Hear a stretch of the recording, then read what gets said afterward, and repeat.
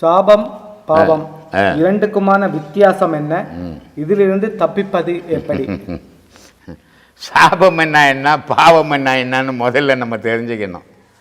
சாபம்ன்றது அடுத்தவங்ககிட்ட இருந்து கிடைக்கிறது, பாவம்ன்றது நம்ம பண்ணுறது. நம்ம பாவம் பண்ணாமல் இருந்தாவே நமக்கு பாவமும் கிடையாது, அடுத்தவன் சாபமும் கிடையாது.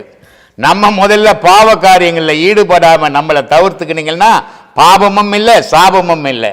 சாபம்ன்றது அடுத்தவனால் ஜபிக்கப்படுறது சாபம், தானாக உருவாக்கிக்கிறது பாவம்.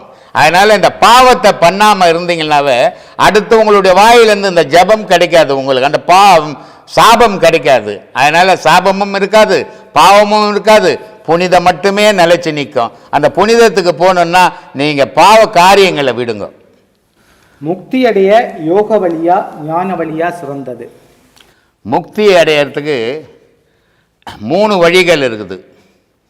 பக்தி வழி ஒன்று இருக்குது, யோக வழி ஒன்று இருக்குது, ஞான வழி ஒன்று இருக்குது. ஆனால் இந்த 3 வழிக்கும் காரணமான பொருள் எது ஞானத்தை அடையிறதுக்குன்னா மன அழிவு. எவன் ஒருத்தனுக்கு மனம் இல்லாமல் இருக்கிறானோ, அது யோகமாக இருந்தாலும் பக்தியாக இருந்தாலும் எதுவாக இருந்தாலும் மனம் அழிஞ்சால்தான் ஞானம் கிடைக்கும். அப்போது யோகத்திலையும் ஞானம் கிடைக்கும், பக்தியிலையும் ஞானம் கிடைக்கும். இப்போ மாணிக்க வாசகர், திருநாவுக்கரசர், இது ஞான சம்பந்தர், இவங்கெல்லாம் பக்தியில் தான் ஞானத்தை அடைஞ்சாங்க. விவேகானந்தர், ரமணர், ராமகிருஷ்ணர், இவங்கெல்லாம் யோகத்தில் அடைஞ்சாங்க. ஆகக்கூடிய வழிகள் வேறு வேறு தவிர போய் சேர்ற இடம் ஒரே பொருள் இறைவன். அது பக்தியாக இருக்கலாம், யோகமாக இருக்கலாம், ஞானமாக இருக்கலாம். ஆனால் அத்தனைக்கும் மனம் அழிவு வேணும். மனம் இருக்கிற வரைக்கும் மனிதன், மனம் அழிஞ்சால் மகான். இப்பொழுது ஒருவனுக்கு ஒருத்தி என்ற ஒழுங்குமுறை போய் சீர்கேடு நிகழ்கின்றது. இது கலாச்சார மாற்றமா பண்பாட்டு சீரழிவா? கலாச்சாரம் பண்பாடு அப்படின்றது என்னன்னு பிரித்து பார்க்கணும். முதல்ல கலாச்சாரம் அப்படின்றது ஒரு குடும்பத்துக்குள்ளே ஏற்படுறது கலாச்சாரம். பண்பாடுன்றது ஊருக்குள்ளே ஏற்படுறது பண்பாடு. இப்போ இவன் என்ன பண்ணிட்டான், இன்னொருத்தனை ஊரை பார்த்து இவன் வாழும்போது அந்த பண்பாட்டுக்குள்ளே போகும்போது இங்கே கலாச்சாரம் அழியுது. கலாச்சாரம் அழியும் போது மாற்று செயல்கள், நல்ல செயல்கள் போய் மாற்று செயல்கள் உண்டாகி போகுது. இவன் மனைவி அவன் வச்சுக்குது, அவன் மனைவி இவன் வச்சுக்குது, இவன் பொண்ணு அவன்ட்டும் போகிறது, அவன் பொண்ணை இவன்ட்டும் போகிறது. இப்படி மதங்கள் மாறுறதும் கலாச்சாரம் மாறுறதும் பண்பாடு மாறுறதும் இந்த செயல்பாடுகளுக்கு அடிப்படை சட்டம் ஒரு காரணமாக நிற்கிது. ஆனால் அதை சொன்னால் ஒத்துக்க மாட்டான். உண்மை நிலை அதுதான். ஏன்னா ஒரு தாய் இருக்கிறான், ஒரு தகப்பன் இருக்கிறான், குழந்தைய அடிப்பேன்ற பயம் இருந்தால் தவறு செய்ய அஞ்சுவான். அந்த தாயும் தகப்பனும் அடிக்க மாட்டான், நம்ம எது செய்தாலும் அடிக்க மாட்டான். நம்ம தாய் தகப்பங்கிட்ட தப்பிச்சு போ நினச்சா தவறுகளை செய்யவே ஆரம்பிச்சிருவான். இன்னி இருக்கிற இந்திய அரசியல் சட்டம் அப்படி இருக்குது, அதனால் தவறுகள் நிகழுது. இதுக்கு அடிப்படை சட்டமே ஒரு காரணம், அரசியலே ஒரு காரணம். ஞான மார்க்கத்தை அடைய வேண்டும் என்றால் சாத்வீக உணவை உட்கொள்ள வேண்டும் என்று நீங்கள் அடிக்கடி சொல்லுவீர்கள். சரி, எனக்கு ஒரு கேள்வி. சரி, உலக கொடூரர்களில் மிகவும் மோசமான ஹிட்லர், சரி, அதாவது பல லட்சம் மக்களை அழித்தொழித்தவர், சரி, அவர் ஒரு சைவ உணவை விரும்பி சாப்பிடுபவர், சைவ உணவை மட்டுமே சாப்பிடுபவராக இருக்கிறார். சரி. அதே வேளையிலே உலகிலே அன்பானவர் என்று சொல்லக்கூடியவர் அன்னை தெரேசா. சரி. அவர் அசைவ உணவுகளை மட்டுமே விரும்பி சாப்பிடக்கூடியவர் என்று சொல்லுவார்கள். சரி. இப்போ இவர்கள் 2 பேருக்கும் இடையிலான எண்ணங்கள் எப்படி வேறுபட்டிருக்கும் என்பது உங்கள் பார்வையில்? 2400 வருஷத்துக்கு முன்னே, 2440 வருஷம் ஆகுதுன்னு நினைக்கிறேன். 2440 வருஷத்துக்கு முன்னே சாணக்கியன், அலெக்சாண்டர் காலத்தில் சாணக்கியன் ஒருத்தன் தான். அந்த சாணக்கியன் ஒரு வார்த்தையை சொல்கிறான். என்ன வார்த்தை சொல்கிறான் அப்படின்னா, ஒரு குழந்தை பிறக்குது, அந்த பிறந்த இடம், அந்த பெற்ற தாய் தகப்பன், அது சேர்வார் கூட சேர்ந்து கெட்டு போகுது. அதே ஒரு நல்ல தாய் தகப்பன் ஒரு குழந்தைய பெற்றெடுக்கிறாங்க, அந்த குழந்தையும் சமூக சூழ்நிலையால் கெட்டு போகுது. ஆனால் நல்ல தாய் தகப்பனுக்கு பிறந்த குழந்தை ஒரு நாள் நல்லவனாகவே, எவ்வளோ கெட்டவனாக இருந்தாலும் அது நல்லவனாகவே மாறி தீரும். அதில் எந்தவித மாற்றமே கிடையாது.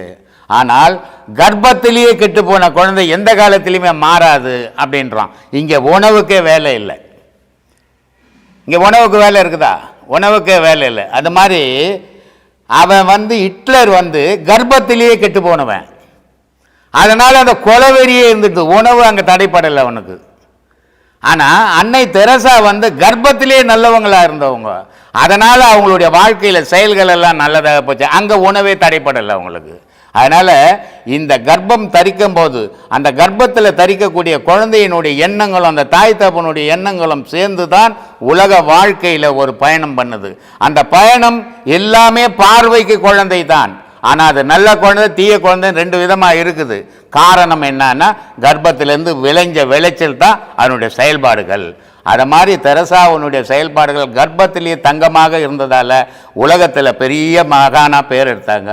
ஹிட்லர் கர்ப்பத்திலேயே கெட்டு போய் போனதால் உலகத்திலேயே எவனுக்கும் இல்லாத கெட்ட பேரை ஹிட்லருக்கு வந்தது. இங்கே உணவுக்கே வேலை இல்லை. குருஜி சொல்லுங்க சார். அம்மை நோய் வருவது சரி, அது அதாவது அம்மன் சாபத்தால் வருகின்றது என்கிறார்கள் சில பேர். சரி, அது ஒரு நோய் என்பதை டாக்டர்கள் சொல்கின்றார்கள். சரி, இது எதனால் வருகின்றது? அம்மைன்றது ஒரு தெய்வம். அந்த தெய்வம் எந்த மனிதனுக்கும் தீங்கு செய்கிறதே கிடையாது. தெய்வம் மனிதனுக்கு தீங்கு செய்யாது. செய்தால் அது தெய்வமாக இருக்க முடியாது. அம்மைன்றது உடலினுடைய உஷ்ணம் அளவு கடந்து ஒரு மனுஷனுக்கு உடலில் இவ்வளோ தான் சூட்டு இருக்கணும்னு இருக்குது, அளவு இருக்குது. அந்த அளவை கடந்து அவனுடைய உணவு பழக்கம், சுற்றுறது, வெயில் இதையெல்லாம் சேர்ந்து உஷ்ணம் அதிகமாக ஏற்படும் போது உடலில் அந்த கொப்பளங்கள் ஏற்படுது.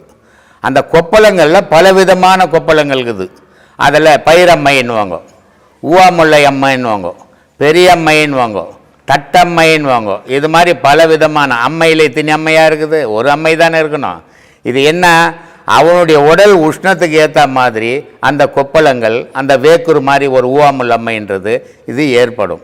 இதுக்கு அதனால தான் ஆதியிலே அவங்க என்ன பண்ணாங்கன்னா, இது அம்மன் மேலேயே இருக்கட்டும், இந்த பயம் மனிதனுக்கு இருக்கட்டும், ஆனால் இதுக்கு என்ன பண்ணால் சீராகும், இது எந்த காலகட்டத்தில் வருதுன்னா அதிகமாக ஆடி மாதத்தில் வரும்.